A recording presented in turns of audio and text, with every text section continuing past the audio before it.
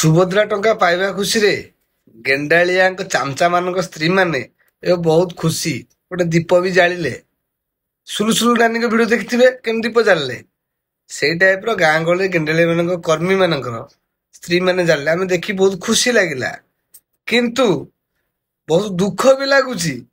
କାହିଁକି ନା ଦୀର୍ଘ 24 ବର୍ଷ ହେଲା ସେ ଗୋଟେ ଗୋଟେ ପଦବୀରେ ପଡିକିରି ଅଛନ୍ତି। ତାଙ୍କ ପଦବୀ ଏପର୍ଯ୍ୟନ୍ତ କଟିନି।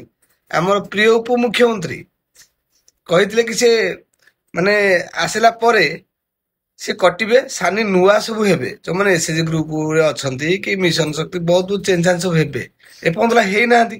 ମତେ ଲାଗୁଛି ସେମାନଙ୍କ ଚାକିରି ଭୟରେ ବୋଧେ ଗୋଟେ ଗୋଟେ ଦୀପଦାନ କରିଛନ୍ତି।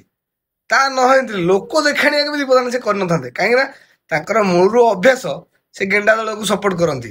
ଇଲେକ୍ସନରେ ଗେଣ୍ଡା ଦଳଙ୍କ ପାଇଁ ପ୍ରଚାର ପ୍ରସାର କରନ୍ତି, ଟଙ୍କା ବି ବାଣ୍ଟନ୍ତି। ଆ ପାଇଁ ପଦକ୍ଷେପ ନିହାତି ଦରକାର। ତାଙ୍କ ଚାକିରି କଟିବ।